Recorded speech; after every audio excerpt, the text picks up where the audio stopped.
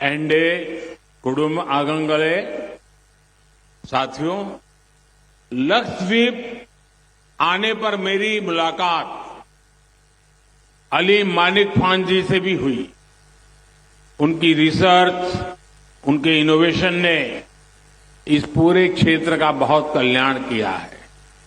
ये हमारी सरकार के लिए बहुत खुशी की बात है कि हमें साल 2021 में अली मानिक खान को पद्मश्री सम्मान देने का मौका मिला। भारत सरकार यहां के युवाओं को आगे बढ़ने के लिए, इनोवेशन के लिए नए मार्ग बना रही है। आज भी यहां युवाओं को लैपटॉप मिले हैं, बेटियों को साइकिल मिली है। हाल के वर्षों तक लक्षद्वीप में कोई उच्च शिक्षा संस्थान नहीं था। इस वजह से यहां के युवाओं को पढ़ने के लिए बाहर जाना पड़ता था। हमारी सरकार ने अब लक्षद्वीप में हायर एजुकेशन के लिए नए संस्थान खुलवाए हैं। आंड्रोट और कदमत आइलैंड्स में आर्ट्स और साइंस के नए कॉलेज खोले गए हैं। मिनिकॉय में नई पॉलिटेक्निक्स बनाई गई है। इससे यहां के छात्रों को बहुत फायदा हो रहा है।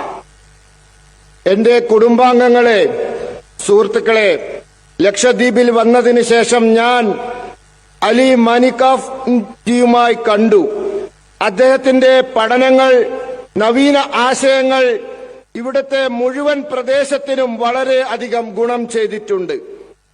എന്റെ സർക്കാരിന് അദ്ദേഹത്തിന് 2021 പത്മശ്രീ നൽകാൻ സാധിച്ചു എന്നുള്ളത് വളരെയധികം സന്തോഷം നൽകുന്നതാണ്.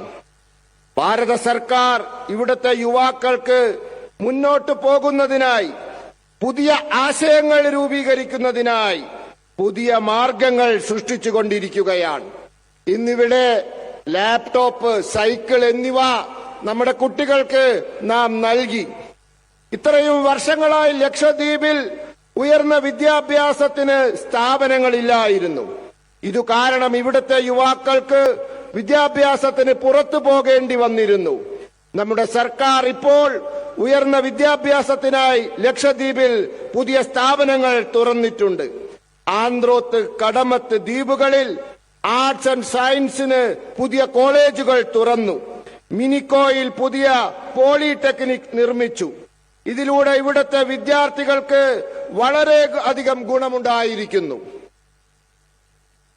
एंडे कुडुम आगंगले साथियों, हमारी सरकार ने हज यात्रियों की सहूलियत के लिए जो प्रयास किया है, उसका भी लाभ लक्षद्वीप के लोगों को मिला है। हज यात्रियों के लिए वीजा नियमों को भी आसान बनाया गया है। हज से जुड़ी ज्यादातर कार्रवाई अब डिजिटल होती है।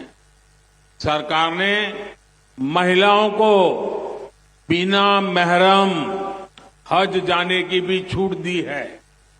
इन्हीं सब प्रयासों की वजह से उमराह के लिए जाने वाले भारतीयों की संख्या में भारी वृद्धि हुई है. എന്റെ കുടുംബാംഗങ്ങളെ, സുഹൃത്തുക്കളെ, നമ്മുടെ സർക്കാർ ഹജ്ജ് യാത്രക്കാരുടെ സൗകര്യത്തിനായി നടത്തിയ പ്രവർത്തനങ്ങൾ ലക്ഷദ്വീപിലെ ജനങ്ങൾക്ക് ഗുണമുണ്ടാക്കിയിട്ടുണ്ട്. ഇന്ന് ഹജ്ജ് യാത്രക്കാർക്ക് വിസ നിയമങ്ങൾ എളുപ്പമാക്കിയിട്ടുണ്ട്. ഹജ്ജ് യാത്രയുമായി ബന്ധപ്പെട്ട ഇടപാടുകളെല്ലാം ഇപ്പോൾ ഡിജിറ്റലാക്കിയിരിക്കുന്നു. സർക്കാർ വനിതകൾക്ക് സ്വയം സഹായികളില്ലാതെ തന്നെ ഹജ്ജിന് പോകാനുള്ള സമ്മതവും കൊടുത്തിരിക്കുന്നു. ഇത്തരത്തിലുള്ള പ്രവർത്തനങ്ങൾ കൊണ്ട് ഉംറയ്ക്ക് പോകുന്ന ഇന്ത്യക്കാരുടെ എണ്ണത്തിൽ വൻ വർധനവുണ്ടായിട്ടുണ്ട്. एंडे कुडुम आगंगले, आज भारत सी फूड के मामले में भी वैश्विक बाजार में अपना शेयर बढ़ाने पर बल दे रहा है. इसका लाभ भी लक्षद्वीप को मिल रहा है. यहां की टूना मछली का एक्सपोर्ट अब जापान को होने लगा है। यहां एक्सपोर्ट क्वालिटी की फिश के लिए अनेक संभावनाएं हैं जो यहां के हमारे मछुआरे परिवारों का जीवन बदल सकती है। यहां सीवीड की खेती से जुड़ी संभावनाओं को भी एक्सप्लोर किया जा रहा है। लक्षद्वीप का विकास करते हुए हमारी सरकार इस बात पर भी पूरा ध्यान दे रही है कि पर्यावरण को कोई नुकसान ना पहुंचे।